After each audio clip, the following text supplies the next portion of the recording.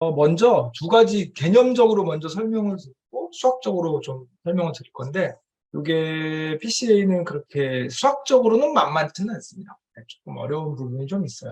일단 개념적으로 한번 설명을 드려볼게요. 우리가 이제 그 사전에 좀 그런 생각도 좀 차원에 대해서는 이런 개념은 갖고 계시죠?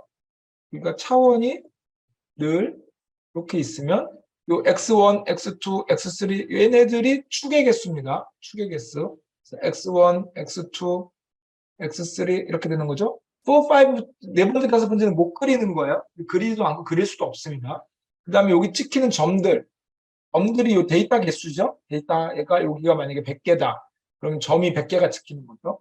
이런 개념은 우리가 이제 잘 알고 있습니다. 이걸 보통 우리가 차원이라고 얘기를 하고, 그다음에 우리가 차원에 대해서는 다음에 한번 또 얘기를 할 것 같은데 여러 가지 의미로 쓰여요. 근데 우리는 일단 요 축의 개수, x의 개수, 요걸 차원이라고 얘기를 하겠습니다.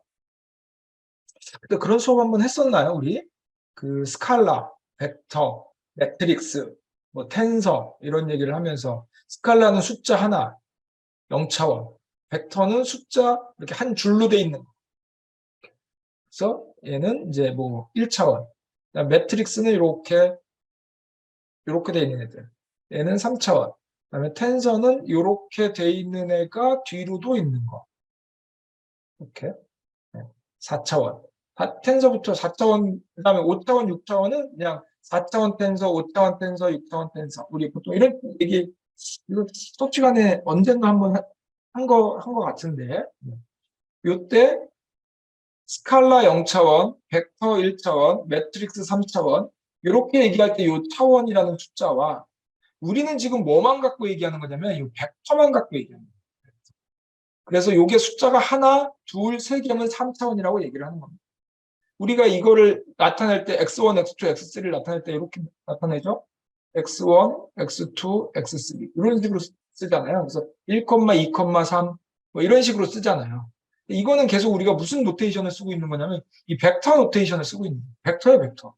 우리가 차원이 100차원인데도 이게 100개의 아이템이 있을 뿐이지 한 줄입니다. 그래서 요때 쓰는 차원하고 요때 우리가 0차원, 1차원, 2차원 그리고 스칼라, 벡터, 매트릭스, 텐서 할 때의 차원이 말만 똑같이 전혀 다른 의미로 쓰인 겁니다. 이런 경우가 굉장히 많죠. 그래서 요때의 차원과 요때의 차원을 헷갈리면 안 되고 우리는 벡터만 갖고 얘기하는 겁니다. 벡터. 그래서 x의 개수가 몇 개냐에 따라서 이걸 우리가 차원이라고 얘기를 하고 그거는 벡터로 표현할 수 있습니다. 이렇게 생각하시면 돼요.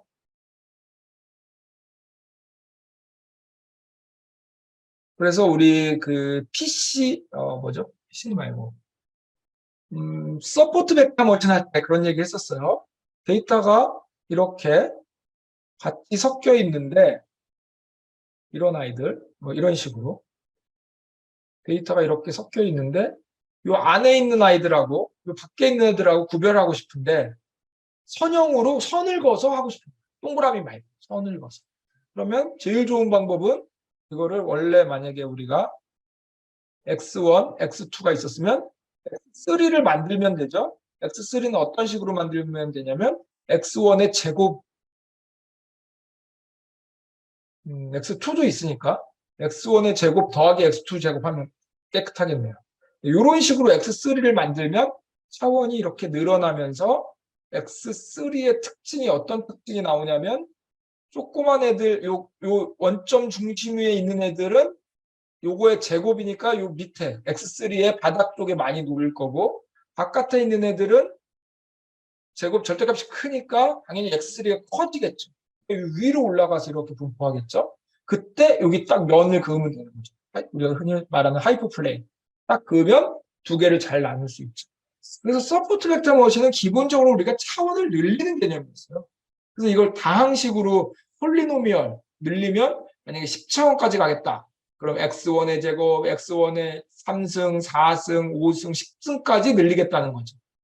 이게 폴리노미얼의 기본이었고 그 다음에 이걸 무한대까지도 늘릴 수 있었죠. 커널을 이용해서 우리 테일러 전개를 이용해가지고 익스포넨셜 같은 게 결국 다항식의 무한 조합이더라. 이걸 이용해갖고 마치 무한대의 항을 만든 것처럼. 근데 이걸 실제로 무한대로 만들어서 계산할 수는 없으니까 만약에 무한대로 보냈을 때 두 점 사이의 거리가 어떻게 될까? 그것만 알면 되니까. 그래서 이렇게 실제로 데이터를 만들지는 않고 있는 데이터 가지고 거리만 구하는, 무한대로 늘렸을 때 두 점 사이의 거리를 구하는 수학적인 트릭을 이용해요. 그걸 저희가 커널 기법이라고 얘기를 했습니다.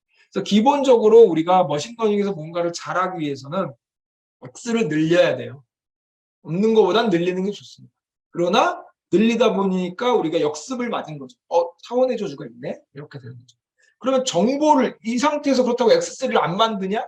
이건 만드는 게 좋죠. 그럼 이 상태에서 줄이려면 어떻게 해야 되냐? 이걸 없앨까? 어떻게 할까? 이제 이런 얘기가 나오는 겁니다. 정보를 보존한 상태에서 x를 줄이는 얘기를 하는 거고, 그래서 보통 우리가 타원 특수라고 하면 두 가지를 얘기해요. 셀렉션이라는 용어를 쓰고요. 그 다음에 익스트랙션이라는 용어를 씁니다. 셀렉션. 요거는 추출이라고 보통 얘기하는데, 요거는 선택이라고 얘기해야 되나요? 네, 그렇게 얘기합니다.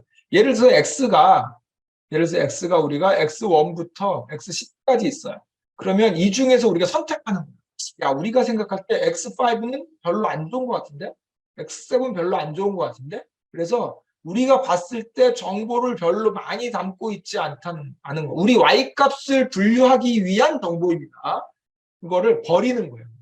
그래서 우리가 선택을 해주는 거예요. 요걸 저희가 피처 셀렉션이라고 얘기합니다. 피처 셀렉션이라고 해서 나는 x1과 x3와 x5 세 개만 쓰면 충분해 라고 선택을 해주는 방법이 있어요. 그 다음에 익스트랙션이라는 거는 뭐냐면 이거를 x1부터 x10까지를 뭔가 트릭을 이용해서 수학적 트릭을 이용해서 바꿔요. 폭을 바꿔주는 거예요. g1부터 g10까지 똑같죠? 여전히 10개입니다. 10개가 있는데 그러고 나서 선택을 해주는 거예요. G1부터 나는 G1, G2, G3 3개만 쓸래. 이렇게. 그럼 결과는 똑같이 3개가 같았죠. 근데 셀렉션은 있는 그대로에서 3개를 우리가 추출하는 거예요. 선택하는 거예요. 좋은 거 골라내는 거죠. 익스트랙션은 얘네들을 그냥 뽑지 않고 뭔가 변환을 해서 그 중에서 선택하는 거예요. 그럼 왜 이렇게 하냐면 여기에 핵심이 있어요. 변환할 때 축을 바꿀 때 어떻게 바꾸는 거냐면 정보가 한쪽으로 많이 쏠리게 만들어줘요. 정보가. 그리고 나서 G4부터는 버리는 거죠. 얘 이제 더 이상 필요 없어. 이런 개념이라고 보시면 돼요. 그러면 여기를 줄이는 방법이 우리 알고리즘이 축을 줄이는 건 아니죠. 줄이는 건 여기서 가는 거니까. 우리 알고리즘이 결국 뭐냐면 X 원래 10개의 축을 새로운 10개의 축으로 바꿔주는 거. 축변환. 축을 바꿔주는 걸 갖다가 우리가 알고리즘으로 여러 가지 알고리즘을 만든 거고 그 중에 하나가 PCA. 뒤에 뭐 LDA 뭐 여러 가지 우리가 몇 개 더 배울 거예요. 이런 애들이 여러 가지 알고리즘이 있는 거예요. 이 알고리즘의 특징은 뭐냐면 X들을 새로운 축으로 바꿀 건데 그 바꾸는 방법. 요게 우리가 배울 알고리즘. 그거에 종류가 있는 거죠. 거의 PCM만 아시면 돼요. 요런 개념, 요런 흐름이라고 보시면 돼요. 그렇죠? 그럼 축을 바꾼다는 게 무슨 의미인지 좀 봐야죠. 이걸 한번 생각해 볼게요. 축을 바꾸는 게 만약에 이게 x1, x2가 있었어요. 근데 여기에 만약에 데이터가 5,3이 있다고 해볼게요. 여기 5, 여기 3. 그럼 여기 A라는 점이 이렇게 있어요. 그럼 이렇게 쓰죠? 우리 이런 거 익숙하죠, 우리. 예. 2차원짜리 벡터입니다. 용어를 잘 생각해 보세요. 2차원짜리 벡터. 네. 요걸 제가 축을 좀 바꾸고 싶어요. 어떻게 바꾸고 싶으냐면 축을 조금 돌려보려고 하는 새로운 축. 예를 들어서 축을 이렇게 돌려볼게요. 이렇게 돌려볼게요. 그러면 축이 이렇게 돌려지는 거죠. 그래서 요거를 저희가 G1이라고 부르고 요거를 G2라고 부를게요. 이제 X1, X2가 아니니까. 그러면 얘를 G1, G2에다가 다시 한번 이 점, A라는 점은 G1, G2에서는 어디에 있냐면 그대로 여기에 있는 거예요. 근데 축이 바뀌었기 때문에 좌표가 바뀌었죠. A라는 점이. 그래서 원래 여기가 5,3이었는데 이쪽이 요 위에 있으니까 요 길이가 지원의 그 길이가 되겠죠. 그럼 5에 3이면 이거 몇인가요? 4로 할 걸. 그거 4로 하면 5잖아요. 그죠? 4대, 3대 4대 5니까. 여기가 길이가 5잖아요. 그러면 A라는 점은 새로운 축에서는 여기가 5고 여기는 0이죠. 그럼 A라는 점은 5,0이라는 데이터로 바뀌었죠. 근데 우리 이렇게 삐뚤어 놓고 쓰면 그렇잖아요. 그러니까 그냥 이거 그냥 똑바로 놓고 써야죠. 그래서 이거를 보통 다시 똑바로 놓고 쓰면 이렇게 G1, G2 그다음에 A라는 점은 여기로 바뀌는 거죠. 여기 A 5,0 이렇게 바뀌는 거잖아요. 자, 그러면 우리가 두 가지 작업을 했어요. 하나는 첫 번째는 축을 바꿨어요. 축 변화. 두 번째는 데이터를 A라는 점을 원래 얘는 A가 4,3이었는데 새로운 축에서는 5,0으로 바꾼 거예요. 데이터를 보통 우리가 사형, 투영 뭐 이런 얘기를 하는데 데이터를 바꾼 거예요. 그래서 먼저 축변환을 먼저 하고 그 축에 맞게끔 데이터를 변환했습니다. 두 가지를 우리가 한 겁니다. 기본적으로. 그러면 이걸 어떻게 하는지를 한번 볼게요. 이런 개념을 가지시고 이런 개념을 갖고 자, 이렇게 하자는 거예요. 데이터가 원래 자, 처음부터 바퀴 그리네. 원래 이렇게 있었는데 여기에 4,3이 있었어요. A라는 점이. 그럼 제가 그냥 스리슬쩍 넘어갔지만 왜 선을 여기다 그었을까? 왜 선을 여기다 그었을까? 왜냐하면 이렇게 바꾸는 순간, 선을 이렇게 바꾸는 순간 A라는 점이 요 축 위에 올라갔잖아요. 그러면은 정보가 G1 쪽으로 다 옮겨진 거예요. 예전에는 X1에 이만큼의 정보, X2에 이만큼의 정보. 이 상태에서 만약에 제가 X2를 버렸다면 정보가 3이라는 정보는 그냥 날아가는 거예요. 4,3이나 4,2나 2라는 점이 4,2에 있었어요. 그러면 제가 X2를 버렸어요. 그러면 얘나 둘 다 4가 됐잖아요. 그러면 똑같잖아. 그럼 구별이 안 되잖아요. 정보를 버림으로써 여기에 3이라는 정보와 2라는 정보가 있었는데 이 정보를 버린다는 얘기는 제가 X2를 버리고 원래 데이터가 4,3, 4,2 이렇게 데이터가 있었는데 X2를 버리고 4, 4 이것만 쓰겠다는 얘기거든요. 그러면 정보를 우리가 굉장히 손해봅니다. 이 정보를 버렸으니까. 그런데 축을 이렇게 바꿔놓고 보니까 얘는 지금 5,0이잖아요. 그래서 이거를 버려도 두 번째는 없다고 만약에 하면 버려도 얘는 5잖아요. 그러니까 이 두 번째 G2 축은 정보가 없는 거예요. 0이니까. 이런 경우라면 G2를 버려도 우리는 손해가 없다는 거예요. 축을 버렸음에도 불구하고 우리는 정보를 다 확보하고 있다는 얘기죠. 결론은 뭐냐면 이런 축을 찾아야 되는 거예요. 뭔가 축을 옮겼을 때 정보가 한쪽으로 치우치게끔 이런 정보를 찾는 게 우리의 목적입니다. 자, 그래서 이렇게 찾는 거죠. 데이터가 여기 있네. 그러면 X1, X2였어요. 그러면 축을 이렇게 만들면 되겠네. G1, G2로. 그러면 이 정보가 싹 그 한쪽으로 모였죠. G2에는 정보가 없죠. 그런데 문제는 뭐냐면 그럼 얘는 원래 여기 있던 점은 어떻게 할 겁니까? B, 2라는 점이 여기 있었어요. 원래 0,5, 0,5라는 점이 있었어요. 자, 이 점은 G1, G2 입장에서 보면 원래 0, 이게 원래 4,3이었다고 해볼게요. 그럼 데이터가 원래 X1, X2가 있었는데 이거를 제가 G1, G2로 바꿨어요, 축을. 그랬더니 원래 4,3인 애는 5,0이 됐죠. 근데 원래 0,5이던 애가 이게 바꾸면 몇 쯤 될까요? 뭐 대충 4, 3, 뭐 2,3이라고 대충 할게요. 뭐 정확한 숫자는 필요한 건 아니니까. 뭐 2,3쯤 됐겠죠? 자, 그러면 A라는 점과 B라는 점을 봤을 때 A라는 점은 정보가 분산돼 있던 게 한쪽으로 모였죠. 굿. 그런데 B라는 점 입장에서 볼 때는 원래 정보가 한쪽에 있었는데 분산이 돼버렸다. 망했죠. 이러면. 그럼 이렇게 할 수 없는 거예요. 그럼 얘는 이득이고 얘는 손해니까 우리는 이러면 망한 거예요. 이러면 안 되는 거죠. 그럼 어떻게 하냐. 그래서 알고리즘이 어떤 알고리즘이냐면 이런 거예요. 이렇게 있는데 만약에 데이터가 이렇게 돼 있다면 데이터가 이렇게 돼 있다면 데이터 분포가 만약에 이렇게 돼 있다면 축을 어떻게 바꾸면 될까? 사람은 딱 알죠. 축 어떻게 바꾸면 돼요? 이렇게 바꾸면 돼요. 지원을 여기다 그으면 돼요. 그러면 왜냐하면 이 점들 입장에서 보면 지원 쪽으로는 데이터가 막 이 원점을 중심으로 이렇게 넓게 퍼져 있죠. 여기가 막 100이고 이쪽은 마이너스 100이라고 하면 이렇게 퍼져 있죠. 그런데 G2를 이렇게 잡을 건데 G2 입장에서 보면 데이터가 요 사이에 있잖아요. 요 사이에. 0은 아니지만 0과 가까운 데 있잖아요.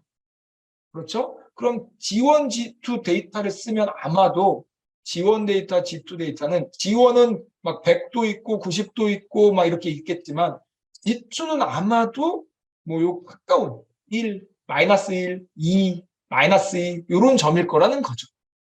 그러면 0은 아니지만 정보를 조금 담고 있으니까 G2를 버리겠다는 거예요. 이렇게 하고 나서. 그러면 90%의 데이터가 G1에 몰려 있으니까 100%는 아니지만 우리가 근사할 수 있는 거죠. 데이터가 G2를 버려도 큰 손해가 아니라는 거예요. 그러면 데이터가 이렇게 돼 있지 않고 만약에 이렇게 돼 있으면 어떡할까요? 만약에 데이터가 이렇게 분포돼 있어요. 그러면 선을 이렇게 그으면 어차피 망해요. 얘가 이득 보지만 얘네들은 가까웠던 애들이 넓어지니까 손해죠. 네, 그래서 데이터가 어떻게 분포되어 있느냐에 따라서 축을 몇 개까지 줄일 수 있는지 결정할 수 있어요. 그래서 원래 우리가 X1부터 X10까지 있었어요. 그림은 두 개밖에 안 그렸지만 이걸 G1과 G10으로 바꿨어요. 그럼 내가 여기서 몇 개만 선택할 수 있을까? G1만, G2만, 기본적으로 앞쪽에 데이터가 몰리게 만들었다고 했을 때 쭉 나르베를 세운 다음에 우리가 몇 개까지 선택할 수 있어요. 만약에 데이터가 이런 경우라면 이렇게 돼 있다면 그러면 우리는 G1만 선택해도 될 거예요. 그래도 데이터가 이렇게 돼 있다면 하나라도 버리는 순간 아마도 굉장히 큰 손해를 볼 거예요. 그래서 데이터의 분포에 따라서 우리가 버릴 수 있는 축의 개수가 정해지는데 이걸 수학적으로 풀면 나중에 얘는 뭐 70%의 정보를 함유하고 있어. 얘는 뭐 20%의 정보를 함유하고 있어. 얘는 5%의 정보를 함유하고 있어. 이렇게 우리가 숫자로 만들 수 있어요. 그래서 차트를 그리면 이렇게 돼. 그래서 이럴 때 우리가 이런 경우라면 이 정도 두 개만 선택해도 90%잖아. 그럼 두 개 빼고 다 버려. 보통 이렇게 근사를 합니다. 차트로 그리면 이게 축이라고 하면 G1만 선택했을 때, G2를 선택했을 때, G3까지 선택했을 때 이렇게 되겠죠. 숫자가 70, 25 이렇게 떨어지고 있으니까. 그래서 여기 꺾이는 점, 요 점을 저희가 잡아서 보통 이렇게 두 개를 선택. 요걸 저희가 엘보우 포인트라고 해요. 엘보우 딱 꺾이는 점을 잡아가지고 여기까지만 선택. 요런 흐름이라고 보시면 크게 문제 없으시죠? 저희 뭐가 프로그램이 업그레이드 됐는지 이게 화면이 이렇게 올릴 때마다 꿀렁꿀렁 하네요. 되게 이상하네요. 그러면 이제 무슨 얘기를 할 거냐면 그럼 축을 데이터가 만약에 이렇게 돼 있다고 했을 때 사람은 이 축을 잡죠. 이 축을. 그런데 기계는 과연 어떻게 저 축을 찾아낼까? 사람은 딱 보면 저거 알겠는데 기계는 어떻게 수학적인 거죠. 수학은 어떻게 저 축을 찾아낼까? 라고 했을 때 우리가 뭐라고 얘기하냐면 분산이 가장 큰 방향이라고 얘기해요. 분산이 가장 큰 방향. 분산이 가장 큰 방향. 뭐 그냥 논리적 이렇게 직관적으로 봤을 때 이쪽으로 퍼져 있잖아요. 이쪽 방향으로. 그러니까 퍼진 방향. 그 퍼진 방향. 보통 어떤 축을 잡았을 때 분산이 가장 크냐. 그걸 잡습니다. 그걸 저희가 D1으로 잡습니다. 그 다음에 축을 결정할 때는 우리가 직교해야 돼요. 물론 직교하지 않아도 돼요. 축은. 직교하지 않아도 되는데 직교하지 않으면 굉장히 큰 손해를 봐요. 예를 들어 우리가 축을 이렇게 직교하지 않고 이렇게 삐뚤어 잡았다고 해요. X1, X2 이렇게 잡으면 엄청 큰 손해를 봐요. 얘는 이렇게 직교하는 축을 잡는 이유가 이쪽으로만 움직이면 요 X2는 변하지 않고 얘만 쭉 바뀌는 거잖아요. 그래서 이거 성분을 분해한 건데 이렇게 직교하지 않는 축을 잡으면 성분 분해가 안 돼요. 이건 굉장히 큰 손해를 봐요. 그래서 이렇게 할 수는 있지만 축을 이렇게 잡지는 않습니다. 그 다음에 우리가 흔히 말해서 우리가 렉탱귤러 코디네이트라 그래서 직교좌표계입니다. 이렇게 쓰지만 실제로는 구좌표계도 있고 뭐 원통형 좌표계도 있고 여러 가지가 있죠. 심지어는 사인과 코사인도 좌표계입니다. 사인으로 얘기했을 때 얼마, 코사인으로 얘기했을 때 얼마. 이런 애들이 전부 다 저희가 직교한다고 얘기를 해요. 오토고날 이런 얘기를 하는데 요거는 기하학적으로 직교하지는 않습니다. 사인과 코사인은. 그렇지만 수학적으로 직교하는 겁니다. 예를 들어서 내적이 0, 뭐 이런 얘기를 합니다. 네, 그래서 꼭 직교한다는 게 기하학적으로 직교하는 건 아니다. 그래도 우리는 그냥 그 정도 생각하면 됩니다. 그래서 우리는 축을 잡는 기준이 첫 번째가 G1을 어떻게 잡냐? 분산이 가장 큰 축으로 먼저 축을 하나를 잡아요. 첫 번째. 그 다음에 두 번째 G2를 선택해야 될 거 아니에요. G2는 어떻게 선택하냐면 이거의 첫 번째 조건이 먼저 직교. G1과 직교하는 축을 먼저 잡습니다. 그러면 제가 이걸 G1으로 잡는 순간 G2는 이렇게 직교하는 걸 G2로 잡는 거죠. 그 다음에 두 번째 조건이 그 다음에 분산이 또 큰 쪽으로 잡는 거예요. 이게 무슨 말이냐면 G1을 잡았으면 G2가 무조건 결정이잖아. 이렇게 생각할 수 있지만 이건 2개일 때 얘기고 축이 3개일 때를 생각해 보세요. 칠판을 뚫고 나오는 축이 하나 더 있었죠, 원래? 그러면 G1을 잡으면 이 G1에 직교한 축은 2개가 있어요. 하나는 이 G2, 하나는 칠판을 뚫고 나오는 축도 G1에 직교하죠. 그러니까 2개가 있잖아요. 둘 중에서 분산이 또 큰 쪽. 그 중에서. G1과 G3 중에서 분산이 또 큰 쪽. 요게 더 분산이 클 거냐. 아니면 칠판 뚫고 나오는 방향으로 분산이 더 클 거냐. 이걸 보고 둘 중에 하나를 잡습니다. 그래서 분산이 더 큰 쪽으로 잡아요. 그리고 G3는 어떻게 잡아요? 또 직교하는 그 두 축에 직교하는 애를 잡아요. 그럼 이제 칠판 뚫고 나오는 애 하나밖에 안 남죠. 그럼 걔를 최종 선택. 근데 만약에 이게 10대였다. X1부터 X10이었다. 그럼 이렇게 하는 거죠. 먼저 G1 잡아. 그 다음에 직교하는 애들 중에서 G2 잡아. 직교하는 애들 중에서 분산 제일 큰 애고. 그 다음에 또 나머지 직교하는 애들 중에서 또 분산 큰 애로 잡아. 이런 식으로 G1부터 G10까지 계속해서 축을 잡아 나가는 거예요. 계속해서 축을 이런 식으로 축을 잡는 거죠. 다시 정리하면 조금 어려울 수 있죠. 개념이. 이렇게 되는 거죠. 데이터가 이렇게 분포되어 있으면 만약에 이렇게 골고루 분포되어 있다. 이러면 어차피 분산이 일로 잡으나 똑같죠. 그러면 하긴 해요. 근데 별로 이득이 없는 거죠. 그래서 이렇게 돼 있다. 그러면 제일 먼저 분산이 가장 큰 쪽으로 축 하나를 잡고 그 다음에 직교하는 쪽 애들 중에서 또 그 다음 분산이 큰 쪽으로 잡고 또 그 다음 분산이 큰 쪽으로 잡고 그렇게 데이터를 쭉 잡습니다. 그리고 나서 축을 바꿨으면 그 축에 맞게끔 데이터를 뭐 사용해야 된다. 뭐 이렇게 한다. 그렇게 얘기하는데 굳이 그렇게 생각할 필요가 없고 우리는 두 가지를 할 거예요. 축 변환을 먼저 할 거고 그 다음에 데이터 변환을 할 겁니다. 그래서 어떤 식으로 하냐면 X1부터 X10까지 있었죠. 얘를 G1부터 G10으로 바꿀 거예요. 그러면 데이터가 원래 이렇게 쭉 있겠죠.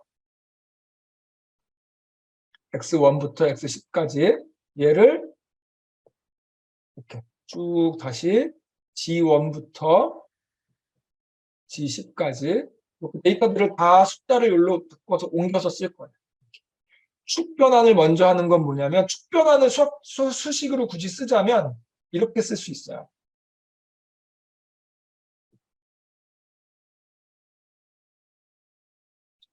예전에 수학 지식을 한번 생각해서 이렇게 한번 해볼게요. 자, G1은 그냥 W1이라고 할게요. W1 곱하기 X1 더하기 W2 곱하기 X2. 이렇게. G2는 W3의 X1 더하기 W4의 X2. 세 개만 해볼게요. G 두 개만 해볼게요. 두 개. 수학이 좀 복잡해질 것 같아요. 네. 이렇게 쓸 수 있겠죠. 이게 무슨 얘기냐면 G1이라는 애는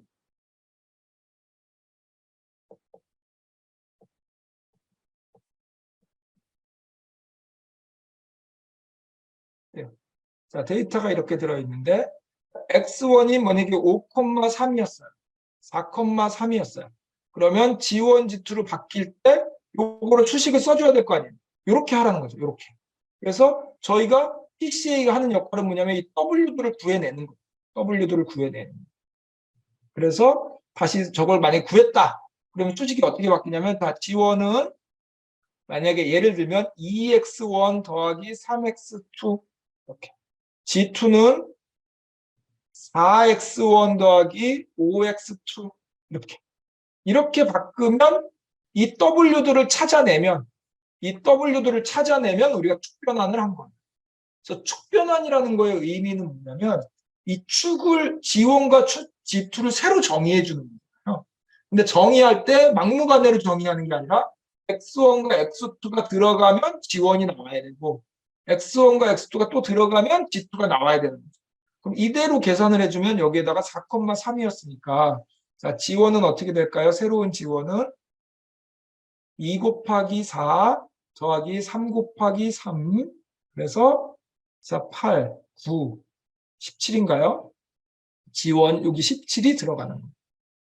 그 다음에 G2는 어떻게 구해요? 똑같이 4 곱하기 4 더하기 5 곱하기 3 그러면 4, 4, 16에 5, 3, 15니까 31인가요? 잘 모르겠네. 31, 31. 이런 식으로 계속 하는 거예요. 이런 식으로 계속. 그래서 요 W들을 구한 게 축변환. W들을 구한 게 축변환. 그 축변환을 기반으로 X들을 집어넣고 D들로 바꾸는 게 데이터 변환. 요 두 가지를 할 건데 PCA는 어디까지 하는 거죠? PCA는 요 변환하는 로직을 구하는 거예요. 변환하는 로직. 그럼 W가 어떻게 결정되는 거예요? W가 어떻게 결정돼요? 아까 그거대로. 분산이 큰 쪽으로 G1을 잡도록 그럼 이 상을 어떻게 구한 거냐. 이런 얘기가 수학적으로 나오는 거죠.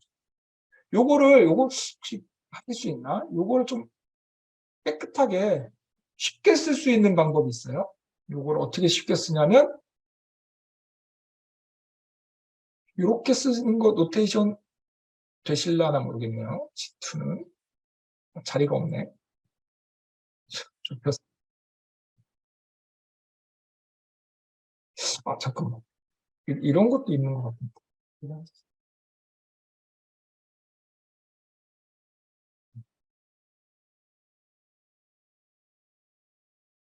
이렇게 좀 옮겨놓고. 자, 요거를 G1, G2는 2, 3, 4, 5의 X1, X2. 자, 요렇게 쓰는 거 아세요? 행렬. 좀 요 얘기와 요게 그냥 같은 말이에요. 이렇게 길게 쓰는 거하고 행렬로 쓰는 게 같습니다.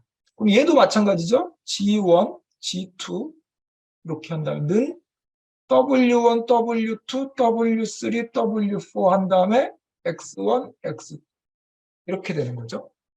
결국 우리는 뭐냐면 요거만 알면 되는 거잖아요. 결국 요 행렬을 찾으면 우리가 이 축변환을 완성한 거죠.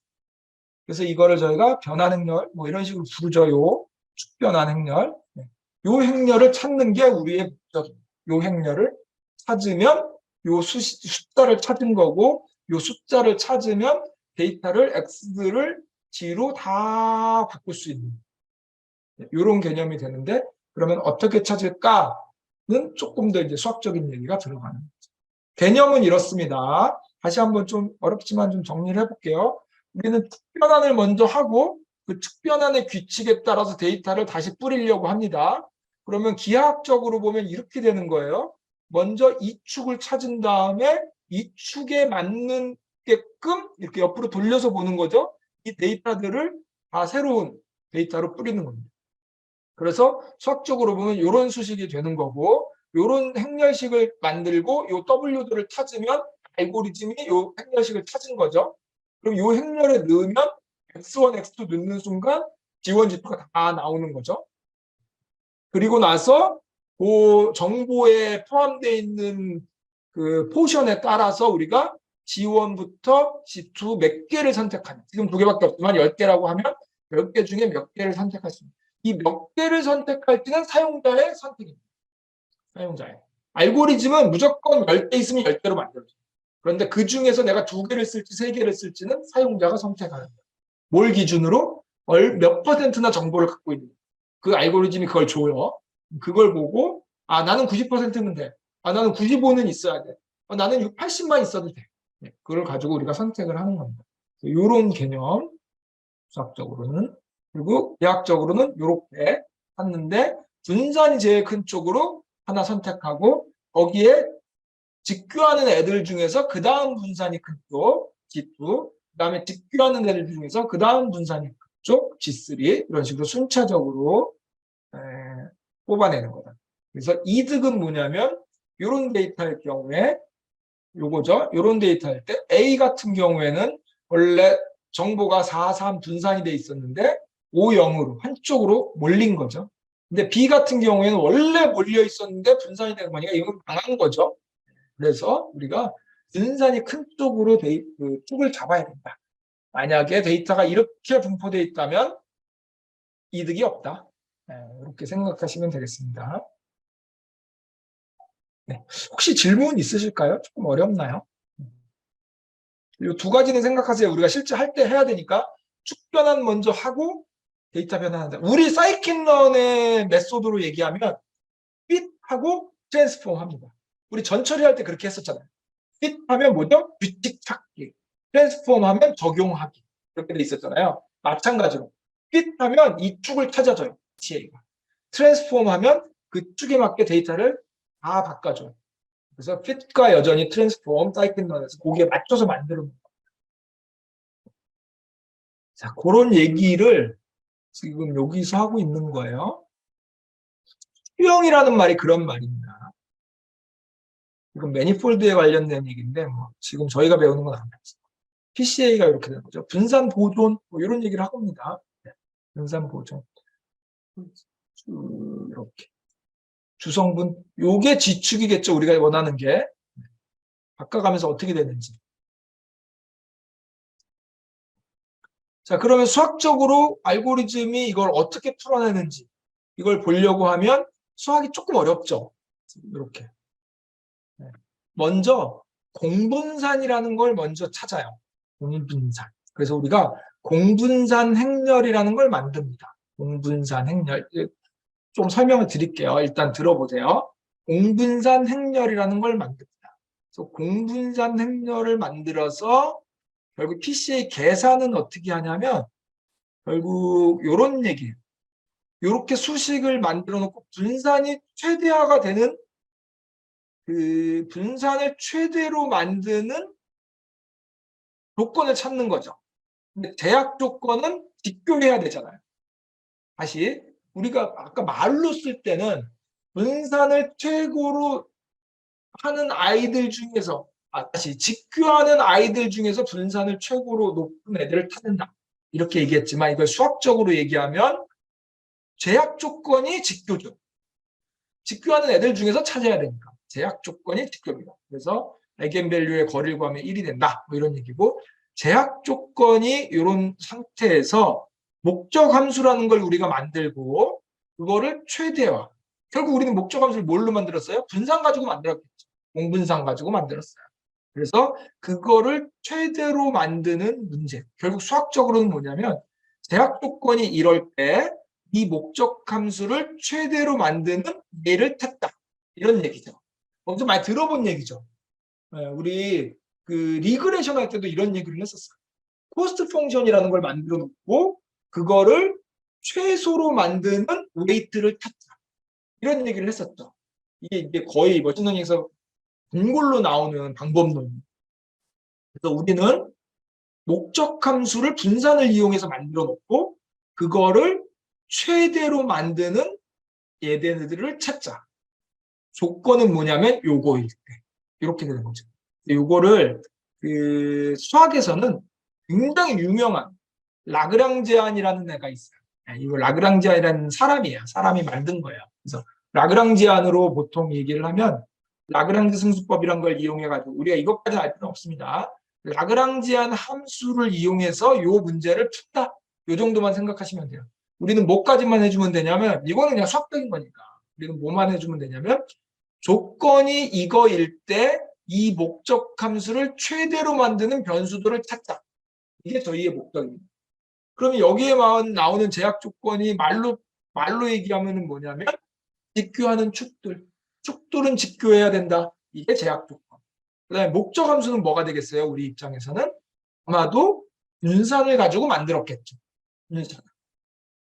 흔히 말하면 공분산을 가지고 만든 겁니다. 이 공분산을 가지고 이걸 목적 함수로 만들어서 결국 이거를 최대로 한다는 건 뭐예요?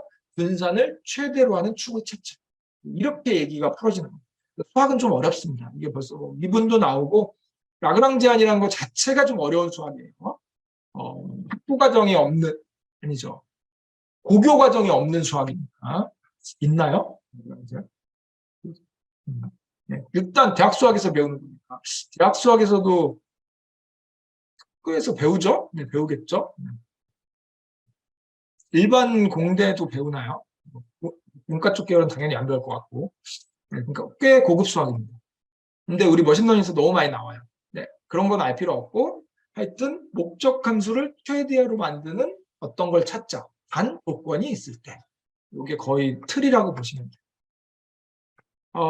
그리고 여기서 나오는 개념 중에 하나가 뭐냐면 고유 벡터, 고유값, 아이겐 벡터, 아이겐 밸류 이런 얘기가 나오는데 요거는 조금은 알고 갔으면 좋겠어요. 이건 완전 선형배수 문제예요. 그래서 우리가 자세히 알 필요는 없는데 그냥 조금은 알고 갔으면 좋겠어요. 그래서 제가 설명을 한번 드려볼게요.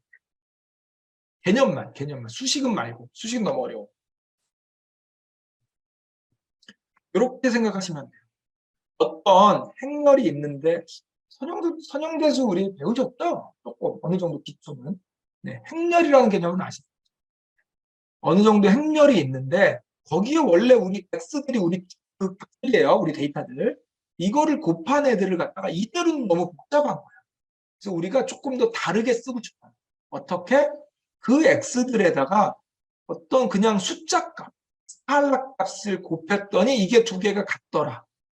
이렇게 되는 거죠. 그럼 결국 뭐냐면 우리가 하고 싶은 거는 좀 복잡하지만 요거예요. 원래 A라는 행렬이 있는데 거기에 X를 곱하나 이 똑같은 X에다가 숫자를 곱하나 똑같은 이 A를 찾자는 거예요. 말이 좀 어렵죠. 다시 예를 들어서 요 위에 걸 보면 되겠다. X라는 애가 2, 3이 있어요. 여전히 X는 2, 3이어야 돼요. 근데 원래 앞에 항렬이 4, 2, 3, 5 이렇게 복잡하게 있었어요. 그런데 그냥 7 이렇게 해도 똑같을 수 있다는 거죠. 이런 게 있을 수도 있고 없을 수도 있겠죠. 만약에 있다면 저희가 이거를 찾자. 네, 그런 얘기입니다. 그때 요 람다라고 쓰이는 7 요걸 저희가 아이겐 밸류라고 부르고 2하고 3 요걸 저희가 아이겐 벡터라고 부릅니다. 그래서 결국 우리가 7과 람다와 x를 찾자. 네, 이런 얘기입니다. 지금 조금 어렵죠. 아이겐밸류, 아이겐벡터는 느낌이 어떤 느낌이냐면 복잡하게 돼 있는 거를 뭔가 상수의 곱으로 표현할 수 있다면 그렇게 하고 싶다는 거죠. 그렇게 하고 싶다. 결국 나중에 우리가 그 수학을 풀어보면 아까 제가 D1에는 몇 프로, G2에는 몇 프로 정보가 들어간다 그랬잖아요. 그게 들어가는 애가 람다. 이게 밸류가 그 몇 퍼센트나 갖고 있니를 나타내요. 그 다음에 아이겐 벡터, 요 x23이라고 돼 있는 애가 결국 축입니다. 축. 이 축을 찾아야 돼요. 축을 변환해주는 행렬을 찾는 거죠. 결국에 우리 아까 W도 얘네들이 W가 돼요. 조금 수학적으로는 조금 복잡합니다. 이게 좀 보기만 해도 머리가 살짝 지끈. 그렇죠? 자, 보시면 이렇게 풀 수 있다는 거예요. 7, 2, 3, 2, -1, -1 이렇게 되는 거예요. 그러면 7과 2가 뭐냐면 그 포션이 되는 거예요. 그러면 2, 3하고 -1, -2 플러스 1이 축이 되는 거예요. 그래서 우리가 이렇게 얘기할 수 있어요. 아, 두 개의 축이 있구나. 두 개의 축이 있구나. 첫 번째 축은 7만큼의 포션을 갖고 있고 두 번째 축은 2만큼의 포션이 있구나. 그럼 이거 퍼센트로 나타내려면 더해서 9분의 7, 9분의 2 이렇게 하면 되겠죠? 퍼센트로 나타내는 건 쉬우니까. 그래서 결국에는 축을 우리가 두 개 찾은 건데 2와 3이라는 축은 7만큼의 포션을 갖고 있고 -1과 1이라는 축은 2만큼의 포션을 갖고 있구나. 이런 식으로 되는 거죠. 조금 어렵죠. 이렇게 풀었으면 더 어려운데 요거는 이제 막 얘기를 하기 시작하면 한두 끝도 없는데 우리가 선형대수 수업은 아니니까 얘기하면 이게 조금만 더 이해하면 훨씬 재밌거든요. 그래서 자꾸 욕심이 나서 조금 더 설명을 하고 싶은데 선형대수는 조금 어려우니까 일단 전체적인 그림은 아셔야 돼요. 전체적인 그림은 개념상으로 보면 축 10개를 새로운 축 10개를 만들려고 하는데 그 기준이 뭐냐면 데이터가 분산이 큰 쪽으로 첫 번째 축을 잡고 거기에 직교하는 애들 중에서 분산이 큰 쪽으로 두 번째 축 잡고 거기에 직교하는 애들 중에서 분산이 큰 쪽으로 세 번째 축 잡고 이렇게 해서 10개의 새로운 축을 만들어내자. 그러면 축을 만들어냈으면 거기에 따라서 데이터를 다시 뿌리자. 그거가 요거죠 지금. 이런 축을 만들어내서 결국 축을 찾는다는 건 W도를 찾는 게 목적이고 요 행렬을 찾는 게 목적입니다. 행렬을 찾았으면 이 수식을 이용해서 데이터들을 전부 다 옮겨주자. 이렇게 되는 겁니다. 다 했습니다. 이게 다 했어요. 그리고 마지막으로 하나만 더 하고 싶어요. 마지막으로 분산과 공분산 요거 좀 얘기 좀 해볼게요. 공분산. 통계에서도 워낙 중요한 얘기라서 공분산의 수식을 보면 평균을 빼는 수식이 나오는데 그냥 이렇게 한번 생각해 볼게요. 데이터가 이렇게 있어요. 그러면 우리 옛날에 이거 배운 건 기억나세요? y = x제곱이라는 애가 있는데 이거를 평행이동시키고 싶어. 그러면 예를 들어서 y 대신에 y-1, x 대신에 x-1 집어넣으면 x축으로 1만큼 y축으로 1만큼 이렇게 평행이동시킨 거다. 이런 거 중학교 때 기억나세요? 네. 그런 걸 이용해서 이 수식을 y-1은 x-1의 제곱이다. 이렇게 수식이 바뀝니다. 이런 개념이에요. 이 개념을 저희가 좀 쓸 거예요.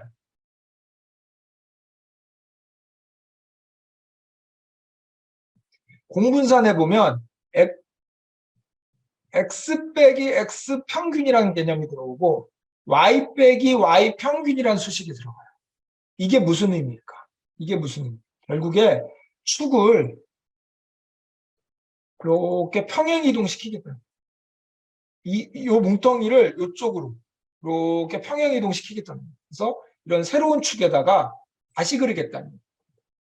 그래서 x를 x 빼기 평균으로 y를 y 빼기 평균. 그럼 이 새로운 축은 어디가 돼요? 평균이니까 x들이 이렇게 분포되어 있으니까 x의 평균은 여기죠, 가운데. y의 평균은 여기죠, 이렇게 높이의 가운데. 네. 그러니까 이렇게 축이 그어지는 거죠. 그래서 결국에 축을 이렇게 옮긴다는 얘기는 새로운 축에다가 데이터를 이 그림을 이렇게 다시 그린 거죠. 이 축에다가 이렇게 그려보겠다는 얘기입니다. 이게 기본입니다. 그다음에 이걸 뺀 다음에 두 개를 보통 곱해요. 두 개를 곱하는데 이제 축을 변환했으니까 이렇게 들어오는 거죠. 데이터들이 이렇게 있어요. 그럼 우리가 이런 거 한번 생각해 볼게요. x고 y예요. 그러면 x 곱하기 y라는 게 무슨 의미예요? x 빼기 x바 곱하기 y 빼기 y바 이렇게 돼 있는데 x 빼기 x바가 뭐냐면 요거는 평행이동시킨 거예요. 데이터를 그대로. 그럼 두 개를 곱했다는 건 무슨 의미입니까? 곱했다는 건 무슨 의미냐면 만약에 데이터가 여기에 우리 1사분면, 2사분면, 3사분면, 4사분면 이런 거 기억나시죠?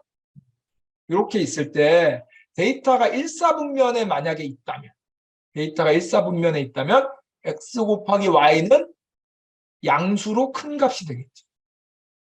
그렇죠? 만약에 2사분면의 데이터가 있다면 두 개의 곱한 값은 어떻게 돼요? 음수가 되겠죠. 두 개 곱했으니까 x가 음수니까 3사분면은 마이너스 곱하기 마이너스니까 플러스가 되겠죠.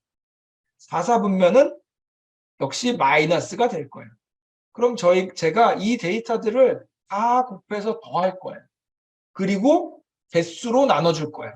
결국 이게 그 평균이잖아요. 원래 우리 분산은 어떻게 돼요?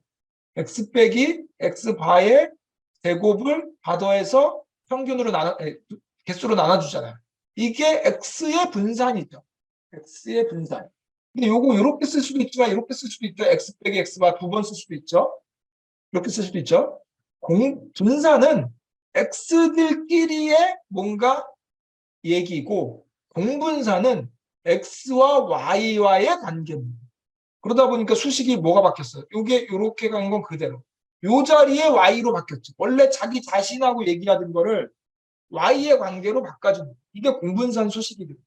이 공분산 수식이 의미하는 바는 뭐냐면 결국 일단 먼저 평행이동을 시켜 그 다음에 그거를 곱해 그리고 다 더해 그리고 개수로 나눠 라고 했을 때 언제 이 데이터가 커질까? 이 공분산의 값이 언제 커질까? 데이터가 1사분면과 3사분면에만 존재하면 커지겠죠. 데이터가 2사분면과 4사분면에만 존재하면 마이너스로 커지겠죠. 만약에 데이터가 골고루 분포한다면 1사분면에도 있고 2사분면에도 있고 그러면 얘는 양수값 얘는 음수값이 나와서 서로 상쇄가 돼서 더하면 0에 가까운 값이 나올 거예요. 그렇겠죠.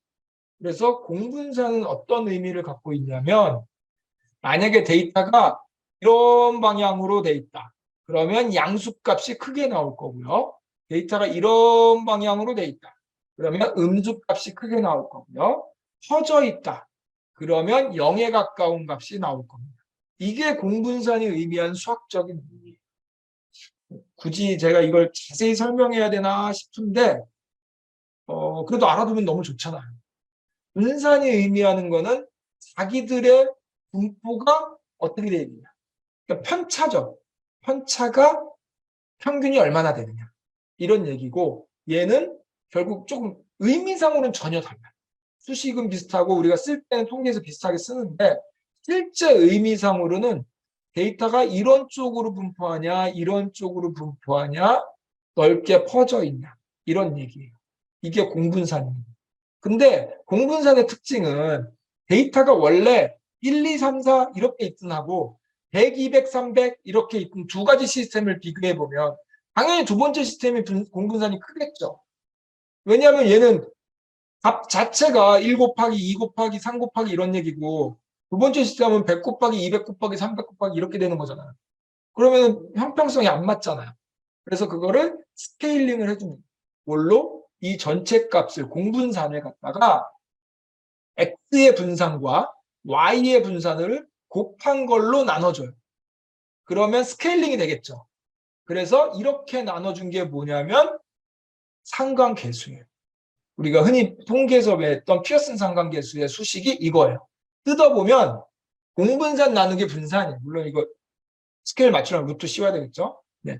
그래서 상관계수는 마이너스 1부터 1까지 존재하고 만약에 1이면 이런 그림, 이런 그림. 마이너스 1이면 이런 그림. 0이면 그냥 퍼져 있는 이런 아이들이라고 볼 수 있고 이걸 저희가 상관계수라고 부릅니다. 그래서 결국 상관계수는 뭐냐면 공분산을 자기들 스스로의 분산으로 나눠서 스케일링을 해서 마이너스 1부터 1 사이의 값으로 맞춰준 거에 불과합니다. 그러면 공분사는 뭐냐? 공분사는 데이터가 이렇게 퍼져 있는지 이렇게 퍼져 있는지를 알려주는 지표가 되는 거죠. 피어슨이라는 사람이 만들었어요. 보통 피어슨 삼각계수라고 부릅니다. 그렇죠? 이렇게. 그러면 이런 경우도 한번 생각해. 그러면 공분산이 데이터가 이렇게 분포되어 있는 거랑 데이터가 이렇게 분포되어 있는 거랑 우리가 보기엔 이게 좋죠. 2번이. 1번보다. 근데 공분산은 잘 구별을 못해요. 물론 이게 쪼그라들어 있으니까 이거는 괜찮은데 어쨌든 여기가 없어도 얘는 잘 구별 못한다. 그래서 상관계수는 참고용으로만 본다. 참고용. 절대 왜냐면 이 모양을 수치화시킨 거잖아요. 그나마 마이너스 1부터 1 사이로.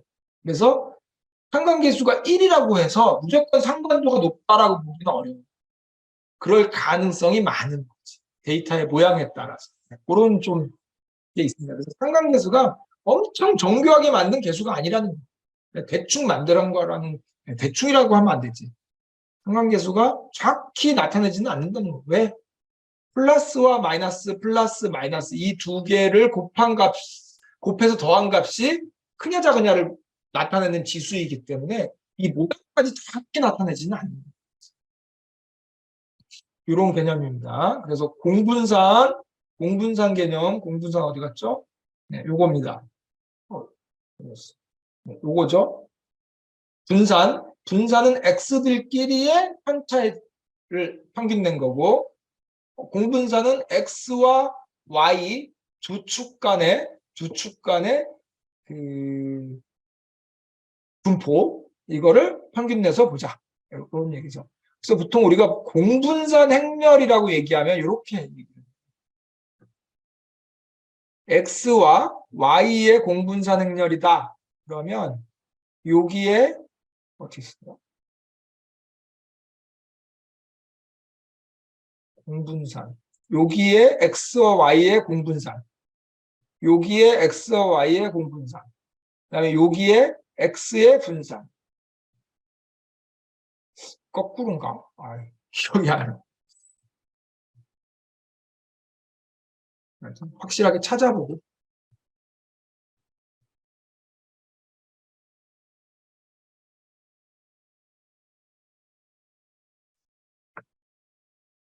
공분산 행렬을 보여주세요. 여기 있네요. 정확하게 쓰겠습니다. x와의 공분산 행렬이라고 하면 x, y니까 x의 분산, y의 분산, x와 y의 공분산, y와 x의 공분산 이렇게. 그렇죠? 일반적으로 이 뒤집어도 같죠? 될 것 같은데. 제가 알기로는 같은 걸로 알고 있는데. 네, 어쨌든 그렇습니다. 이걸 공분산 행렬이라고 불러요. 그래서 우리가 아까 이 두 축이 있잖아요. 우리 x1, x2로 했지만 xy로 만약에 한다면 x1을 한다면 먼저 공분산 행렬을 구합니다. 예를 들어서 얘네 같은 경우에는 0과 2분의 1이에요. 0, 0, 2분의 1, 2분의 1. 이 공분산 행렬을 먼저 구해요. 이 공분산 행렬을 구한 다음에 여기에 가상의 x1, x2를 넣고 xy를 넣고 이 아까 말했던 그 아이겐밸류, 아이겐벡터를 구합니다. 람다와 x1, xy 이렇게 구합니다. 그래서 이 공분산 행렬로부터 아이겐밸류가 아이겐벡터를 구하는 거예요. 수학적으로. 그래서 이때 아이겐벡터가 우리의 새로운 축들이 되는 거고 이 아이겐밸류가 그거의 펑션이 되는 겁니다. 몇 프로나 차지하고 있는 이런 개념이에요. 근데 우리 아까 말로 표현할 때 분산이 제일 큰 쪽 막 이런 얘기 했잖아요. 그래서 공분산 행렬을 쓰는 겁니다. x와 y의 공분산과 x와 y의 분산이 있는 것. 이걸 가지고 뭔가 수학적으로 아이겐밸류, 아이겐벡터를 행렬 분해를 통해서 찾으면 얘네들이 새로운 축을 나타낸다. 이렇게 되는 거죠. 그래서 우리는 결국 이걸 풀기만 하면 돼. 그래서 이거를 제일 간편하게 수식으로 보이는 건 요거죠. 요거. 요런 수식은 만들어서 요걸 찾고 이렇게 한다. 요 2, 3, 4, 5, 요 행렬을 어떻게 찾았냐? 이 행렬을 어떻게 찾냐면 요거 뭐냐면 2하고 4, 3하고 5가 우리가 아까 찾은 아이겐 벡터예요.